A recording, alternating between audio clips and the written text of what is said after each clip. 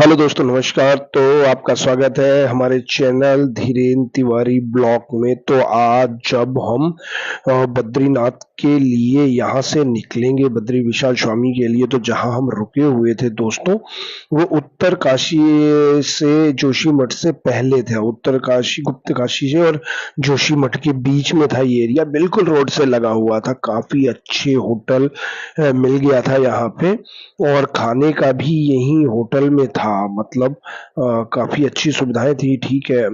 और काफी रेंज भी सीमित थी, कोई ऐसी ज्यादा रेंज नहीं थी।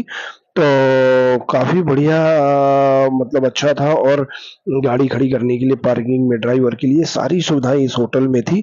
और अपन आज निकल रहे हैं बद्रीनाथ के लिए। तो आप लोगों को बद्रीनाथ बाबा के दर्शन कराएंगे और रास्ते का गुफ्तगू करते हुए चलेंगे। रास्ते के लिए आपको बताएंगे। तो आपको जब भी अगर बद्री विशाल जाते हैं तो जोशीमठ से, लोग जोशीमठ चले जाते हैं, जोशीमठ से आप पहले रुके, उधर आपका बेहतर रहता है रुकने की सुविधाएं। मतलब थोड़ा सा सस्ता भी मिल जाता है, ठीक है।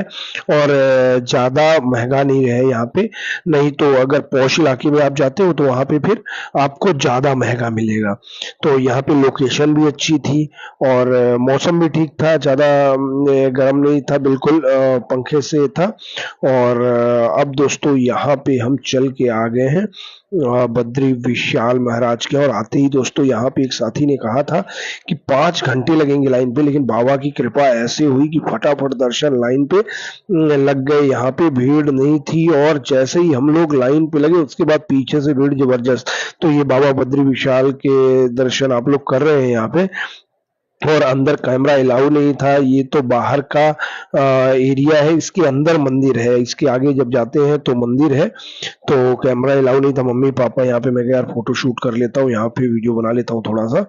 तो ये यहाँ पे आ गए। ये गर्म पानी का कुंड है जो तप कुंड के नाम से है बद्री विशाल में भी। लेकिन दोस्तों इसका पानी इतना गर्म था, इतना गर्म पानी था कि मैं आपको बता नहीं सकता। मतलब इसमें कोई घुस नहीं, जैसे यमुनोत्री में लोग घुस के और जाके नहा ले रहे थे, लेकिन इसमें घुस नहीं पा रहे थे। इसमें इतना गर्म पानी था, तो डब्बे से इस पे नहाए थे। और उसके बाद यहाँ पे पितरों का पिंडदान करना था पापा जी लोगों को। तो यहाँ करके हम आ गए हैं पिंडदान एरिया में। तो ये यहाँ पे दोस्तों हमारे यहाँ की मान्यता है कि यहाँ पे पिंडदान होता है। तो बगल से देखिए अलकनंदा नदी, अलकनंदा जो यहाँ से निकल रही हैं, गंगा का स्वरूप ही है। और वो यहाँ से निकल रही हैं। और देखिए बिल्कुल कितना मनोहर दृश्य। और बगल से बाबा केदारनाथ के मंदिर के बगल से बिल्कुल यहाँ पे पितरों के लिए पंडे जो बैठते हैं, हमारे यहाँ पंडा आते हैं, वो पंडे मिले। और ठंड थोड़ी थी यहाँ पे, ज्यादा तो नहीं थी लेकिन हल्की फुल्की थी। तो मम्मी लोगों को जैकेट पहना दिए थे नॉर्मली से, जिससे ठंड ना लगे। और यहाँ पे आके दोस्तों पिताजी मेरे थोड़े ठीक हुए हैं। मतलब आराम हुआ है उनको, इतना ज्यादा यहाँ दिक्कत नहीं हुई बद्री विशाल में आने के। नहीं तो उधर पे तो बहुत ज्यादा ठंड हो रहा था, यहाँ पे उनको प्रॉब्लम नहीं हुई। सामने आपको दिख रहा है बद्री विशाल जी का मंदिर, वहाँ कैमरा अलाउ नहीं था इसलिए अंदर का दर्शन नहीं करवा पाया मैं आपको। तो ये अलकनंदा नदी के किनारे यहाँ पे शुरुआती जो पिंडदान का प्रोसेस होता है वहां पे वो लोग चालू किए हैं, मम्मी पापा और गुरुजी हमारे। तो यहाँ पे ये पंडित जी मिल गए थे, पंडा जी तो नहीं मिले थे, जो विनय कुमार थे उनके चाचा जी ये मिले थे। तो इन्होंने यहाँ का प्रोसेस करवाया। और यहाँ के प्रोसेस के बाद आगे बढ़ना था यहाँ से। तो अब ये आ गए हैं, हम थोड़ा सा आगे बढ़ के दूसरे पंडा जी हैं तट पे आ गए हैं, जहाँ पे ब्रह्मा जी का सर कटा हुआ है। मैं आपको दिखाता हूँ, ये देखिए, ये कहते हैं ब्रह्मा जी का सर है, जो भगवान शिव ने जब उनको सर उनका काट दिया था और यहाँ पे आके गिरा था। तो यहीं पे वो पिंडदान जो होता है ये पूरा पहाड़ियों का दृश्य। आप देखिए शाम का टाइम था और मनोहर दृश्य अलग से। काफी काम भी यहाँ पे काफी तेजी से चल रहा है। यहाँ पे जो भी है, मतलब विकास का काम काफी अच्छा है, चल रहा है यहाँ पे। तो यहाँ पे पितरों के लिए जो भी है प्रोसेस वो हो रहा था। और पापा मम्मी लोग चल रहे थे, मैं तो साइड में खड़ा हुआ था। मेरे को तो बड़ा अजीब सा यहाँ लग रहा था, क्या बताएं। मतलब बयान नहीं कर सकता मैं आप लोगों को कि कैसा लग रहा था, क्योंकि ये प्रोसेस जो था बड़ा ही टफ था। मम्मी पापा अपनी पितरों का, माता का, सबका पिंडदान सबको यहाँ से कहते हैं कि ये मान्यता है यहाँ से कि यहाँ के पिंडदान करने के बाद स्वर्ग के लिए निकल जाते हैं। यहाँ पे हिंदुस्तान के लिए जो होता है तो उसके लिए यहाँ से प्रोसेस होता है कि बोले यहाँ से ही अपने पांडव स्वर्ग गए थे, तो बस यहाँ पे पितृदान होने के बाद फिर कहीं पे पिंडदान नहीं होता है। वैसे तो हमारे यहाँ गया में होता है, फिर बद्रीनाथ में होता है। तो यहाँ मम्मी पापा आए थे, प्रोसेस चल रहा है वहाँ का जो भी है पितरों के लिए। तो पंडा जी करवा रहे हैं पूजा, और यहीं पे बगल में ही काली कमली वाले का एक धर्मशाला भी है, बगल से ही उसमें लोग बैठे हुए थे। काली कमली वाला हमने सुना था हरिद्वार में, तो उसका वहां पे धर्मशाला भी देखी काली कमली वाले का। तो काफी अच्छा था यहाँ पे ये प्रोसेस था। अब ये दोबारा से तीसरे पंडा जी मिल गए हैं जो मतलब क्या बोलते हैं, वहां पिंडदान हुआ था, यहाँ तर्पण करवाएंगे, बोले कि तर्पण होगा। और दोस्तों ये अब हम आ गए हैं माणा गांव। माणा गांव के लिए हम यहाँ पे अपने टैक्सी को लगा दिए हैं और हम माणा गांव की तरफ। माणा गांव के बारे में आप लोगों ने सुना होगा कि माणा गांव बद्रीनाथ जो भी जाता है माणा गांव जरूर जाता है। तो माणा गांव के लिए हम निकल चुके हैं और यहाँ पे कार पार्किंग कर दिए हैं, और यहाँ से अब पैदल यात्रा है 1-1.5 किलोमीटर की, और वहाँ पे माणा गांव के लिए जहाँ से माँ सरस्वती का उद्गम स्थल है। और ऐसी मान्यता है यहाँ पे कि यहाँ पे यहाँ से इसी रास्ते से पांडव जो गए थे वो स्वर्ग गए थे। तो आगे का प्रोसेस मैं आपको दिखाऊंगा जो भी है। तो इसमें यहीं से तो हम लोगों को यहाँ पे हम माना गांव के लिए जा रहे हैं। ये इनका मेन गेट है। अभी जब से सरकार आई है बीजेपी की, तो यहाँ पे काफी कुछ इम्प्रूवमेंट हुआ है। पहले ये आखिरी गांव माना जाता था, अब ये प्रथम गांव माना जाने लगा है माना यहाँ से। तो ये दोनों तरफ से यहाँ पे 6 महीने तो बंद रहता है, लेकिन 6 महीने फिर यहाँ पे खुला रहता है। और जो भी यहाँ पे लोग हैं गांव वाले, यहाँ पे अपना छोटा मोटा धंधा। और पीछे जो आप देख पा रहे हैं ये है आर्मी का जो भी सेना होती है यहाँ पे रुकती है। सेना का ये स्थल है, सेना यहाँ पे रुकी रहती है। और ये पतली सी गली है, ये माना गांव है, और ये जा रहा है जहाँ से माता सरस्वती का उद्गम स्थल है।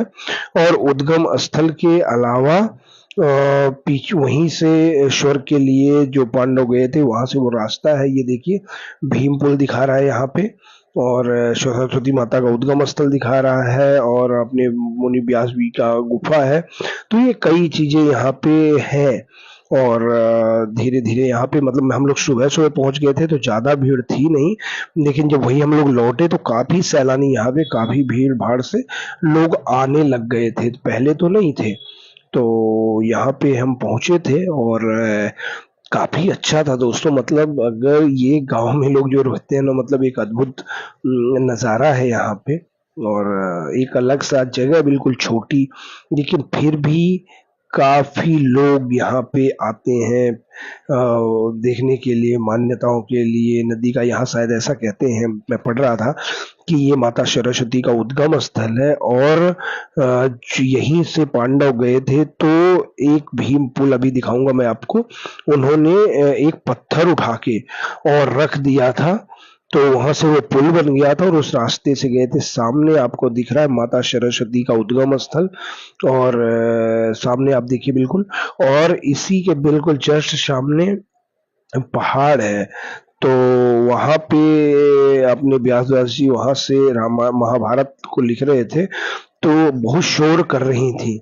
तो शायद उन्होंने श्राप दे दिया था माता सरस्वती को कि यहाँ के बाद तुम विलुप्त हो जाओगी, ऐसी मान्यता है। ऐसे यहाँ पे पुराणों में या यहाँ पे लिखा हुआ है, बता रहे थे कि ऐसा हुआ, जिसके कारण अपने गणेश जी ने उनको श्राप दे दिया था। सॉरी, गणेश जी ने श्राप दिया था कि आप यहाँ के बाद विलुप्त हो जाओगी। तो वो विलुप्त है आगे, फिर अलकनंदा नदी आगे से स्टार्ट हो जाती है। तो यहाँ से अब हम लोग आ गए हैं। ये अभी मंदिर, यहाँ के मंदिर का निर्माण कर दिया गया है। ये सामने देखिए माँ सरस्वती का उद्गम स्थल है, और अभी यहाँ पे ये मंदिर बना दिया गया है माँ सरस्वती का। और यहीं से ये पुल है, अभी मैं आपको दिखाऊंगा एक बार, दिखे तो। अभी हम उसी के ऊपर खड़े हुए हैं, दूर है थोड़ा वहां से।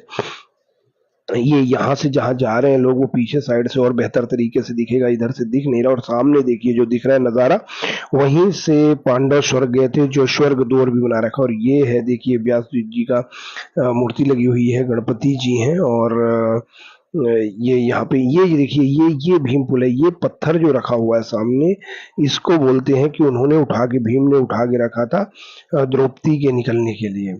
तो ये देखिए कितना विशाल काय पत्थर, मतलब कितने बलशाली, जो सुनते हैं हम तो रहते हैं। ये देखिए माँ सरस्वती का उद्गम स्थल, कितना सुहावना, कितना प्यारा, कितना अद्भुत, बिल्कुल अलग सा नज़ारा दिख रहा है। और यहाँ पे कार्य, निर्माण कार्य चालू है। माँ सरस्वती का उद्गम स्थल है तो उनका मंदिर भी बनाया जा रहा है बेहतर तरीके से। और ये सामने की पहाड़ियाँ आप देख पा रहे हैं। और ये माना गांव का प्रथम चाय की दुकान है। काफी बार आप देखे होंगे कि प्रथम चाय की दुकान, पहले आखिरी चाय आखिरी गांव लिखा रहता था, लेकिन अब ये लिख गया प्रथम दुकान, यहाँ पे लिख दिया गया है। और प्रथम हो भी गया क्योंकि वहां से शुरुआत हुई है। और वहां से आते हैं ये पुल से, जो भीम पुल है वहां से। ये देखिए ये पत्थर जो बिल्कुल नजदीक से मैं दिखा रहा हूँ, तो ये जो पुल है ये भीम के द्वारा बनाया गया था निकलने के लिए, स्वर्ग जाने के लिए।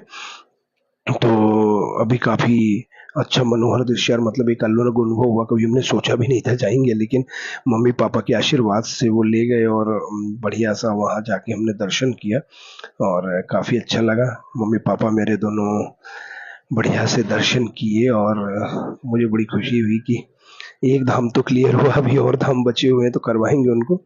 लेकिन मम्मा मेरी और पापा दोनों लोग, तो ये सामने आप देख ही रहे हो कि स्वर्ग का है। और यहाँ की एक और मान्यता है दोस्तों कि यहाँ पे जो लोग आते हैं उन्नति से भर जाते हैं।